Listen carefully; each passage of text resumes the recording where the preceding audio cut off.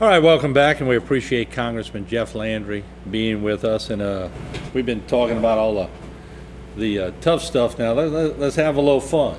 The presidential field in the Republican Party and the Tea Party, the media beating up on him, saying there's nobody qualified out of there to be president. But what do you think? Who's your horse? Nobody qualified. No, but that's look, we've got you hear that every night on the news. Let me tell you more. We've got a great field. Any one of those candidates could run circles around the current administration when it comes to getting this country back up and running. They're all great people. I've gotten to know Michelle Bachmann through being a member on the floor and speaking with her. She's the head of the Tea Party caucus. She certainly has proven to be tough on her feet. Yeah. You know, it's going to be tough, I think, for Louisianans to look anywhere other than Rick Perry. You know, when so many Louisianans live in Texas, you know, or commute back and forth, and Texans live in Louisiana, we share a lot in common with those two states. Rick Perry, I think, is a tough candidate entering the race. Mitt Romney's a good guy, you know, got concerned with some of his social issues, but he certainly is capable. Herman Cain, they're all very capable people. But I was telling you, I hope Rick Perry doesn't cave in like Fred Thompson did. Not that Fred Thompson did, but he just wasn't what they built him up to be. How do you think about Look, Perry? I've met Rick Perry, and I no disrespect to Senator Thompson, Fred Thompson. I don't know if he can put Rick Perry's boots on. I can tell you, Governor Perry is a solid individual. You know, and he hails from a great state, a state that has created jobs, created 40% of the jobs that have been created in the economy. You know, it's funny, the president's on his bus tour taking claim and credit for creating jobs when 40% of those jobs were created in Texas under Rick Perry. What do you think about the bus tour? I think it's just a prop show. You know, what's amazing is the taxpayers spent $1.8 million on a bus. I think they had to buy two of them because that's the way they have to buy the president in twos, buy his vehicles. And then come to find out the bus was made in Canada. No slight to Canada. It's one of our greatest trading partners. But, you know, again, to hear the rhetoric that comes out from the other side of the aisle, how we don't care about American jobs, and then, you know, we see this kind of shenanigans. Look, we didn't need a bus tour. We didn't need the president to go around the country spending more of our taxpayer dollars. We need people in Washington passing the bills, or at least openly debating the bills that the House has worked on over the last 6 months in the Senate that create jobs and move the economy forward. That's what we need. All right, so you've been out there. You've been, once again, we hear it here, but we don't sense it. You're sensing things in Washington. Is the president in trouble for the re-election? Oh, I certainly think he is. I mean, his poll numbers continue to dive. I don't think they were ever good in this state. But certainly in swing states, he's having a lot of trouble as he's trying to do that bus tour through swing states. You know, again, look, if the president would have done something that moved the economy forward, if unemployment was at 7 or 6% today, if our deficits wasn't record deficits, if we were really taking our financial situation at the federal level for real, then you know what? The president would certainly be reelected, and rightfully so. What about his new plan he just talked about this week that'll come out in September? Did that raise eyebrows? Yeah, because he always talks about plans, and it's all rhetoric and no action. Okay, all right. What we're going to do, let's go take a few phone calls. You ready to talk to the public a little bit? Sure, absolutely. All right, here we go. HTV, welcome to the program. Your question for the congressman, please. How you doing there, Mr. Landry? This is Tricky Ricky. How you doing, Ricky? Go now, ahead. I heard you talking about all our royalties from the past years and years and years, and I've been speaking on this issue for a long time. You can ask Martin. And as far as this bus tour and all the money that man's done wasted already, as you said, when is all of this going to stop? When are the people going to stop and say, Washington, I mean, I hate to say it to you like this, But it's like my grandpa said, it's the United States of America. You put an honest guy in there, he gonna get shot. So he's asking about the tolerance level of the people. When will the people say enough is enough? Thank you, Rick. You know, I think they're getting there. Rick. You know, the problem is that we just need to start prioritizing in Washington. We need to take a sheet of paper. It's what I did. Very simple. What I did when the Speaker's bill came up.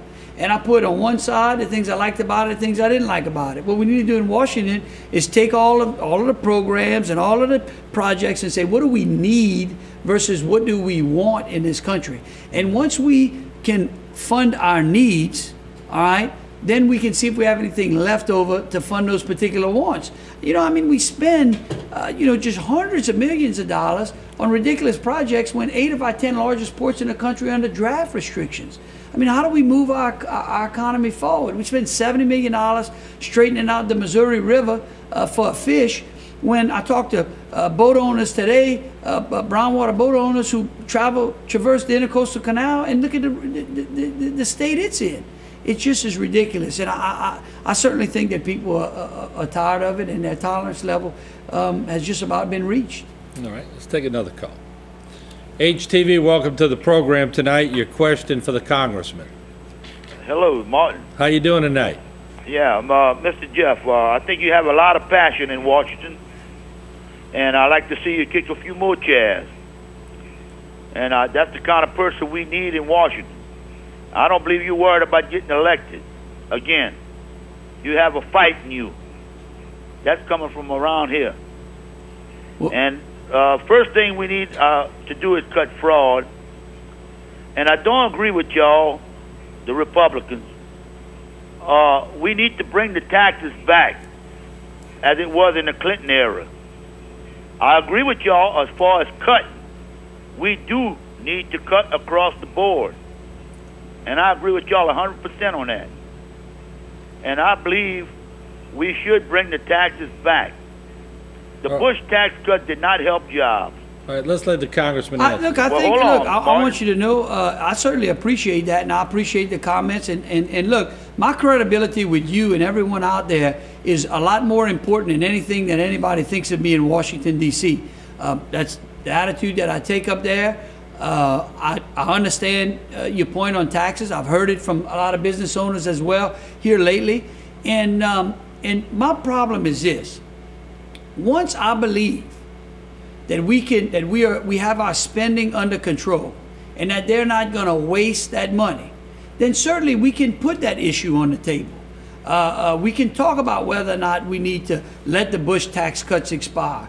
But I think that the American people need to see that Congress can be serious about their cuts. Let's do a little cutting first, and if we can get to, remember, letting those Bush tax cuts expire only get us, including closing the loopholes, only get us a fifth of the way to closing the deficit. That's just the annual deficit, not counting the $16 trillion that we owe in debt. And so he has a very valid point. I think it's time we show the American people that we can spend their money wisely, and then we can talk about taxes. All right, very good. But I like the way he disagreed, but he did it in a statesman fashion. But he agreed on the other. Right, and I mean, that's how it's supposed to be. I wish Washington would be like that sometimes. Well, you know, sometimes, I'm going to tell you this. You'd be amazed, Martin. I think it's important for viewers out there to know this. I would be willing to bet that we have cast more bipartisan votes in this Congress than in the last 4 years. I have seen amendments brought up where Democrats and Republicans support in overwhelming amount. You never hear about it on TV. That's the sad part. Yeah. It sort of gets jarbled up somewhere, you know. It does, and I've got some hope. I mean, look, I don't mind listening to and voting with Democrats when they have a good idea. I've done it before. But I'm not gonna compromise my principles, and I'm not gonna compromise this district or my country just for the sake of a deal. It's probably because the tough votes or the convicted votes are the ones that get all this media attention, so they forget about all the other stuff. Yeah, and I think they pick and choose, you know. Yeah, for sure, no doubt. All right, let's take some more phone calls. HTV, welcome to the program. Your question, please.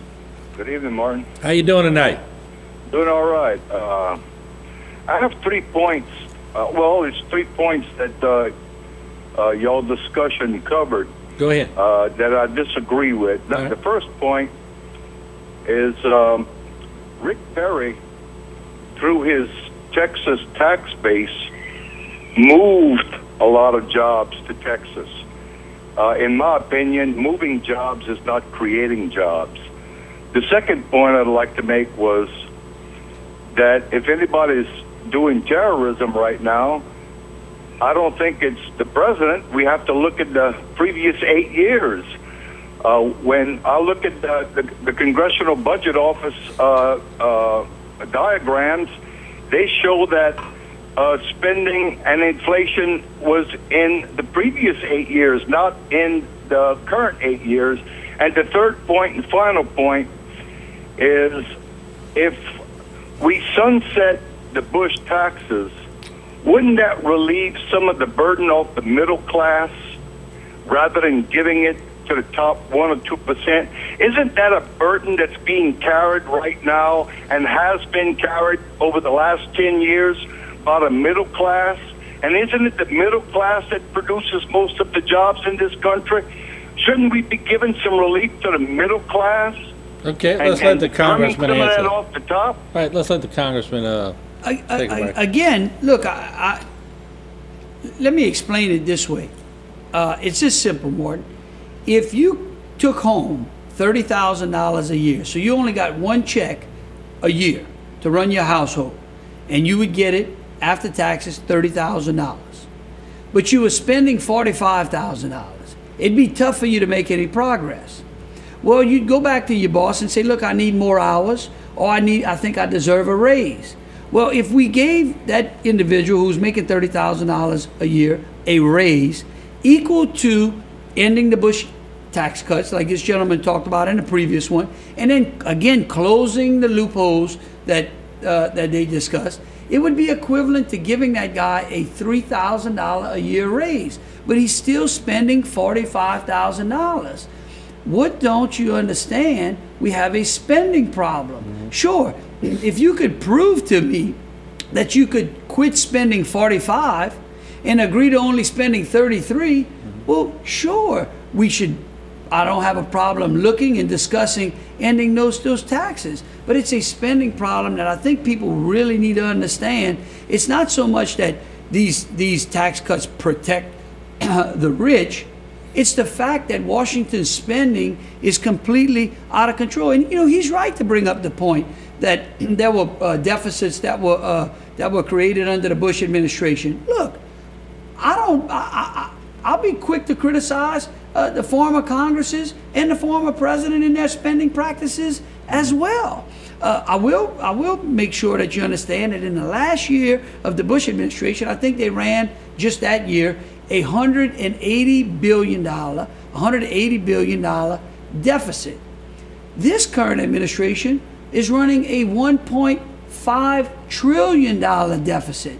That is almost 10 times in 1 year. He's spending, this president, it wants to spend 10 times more than we're taking in than even under Bush. Now, I didn't agree when Bush was spending 180. So I certainly wouldn't agree when when the current president spends 1.5. He brought up a point, and it's a good point, but I have a caveat to it, that Rick Perry created jobs and just moved people from other states to it. Yeah. But the spinoff on that is he created a lot of service companies and a lot of other jobs by creating those jobs. So the service companies and the spinoffs really help the economy also. Well, and let's take a look at that.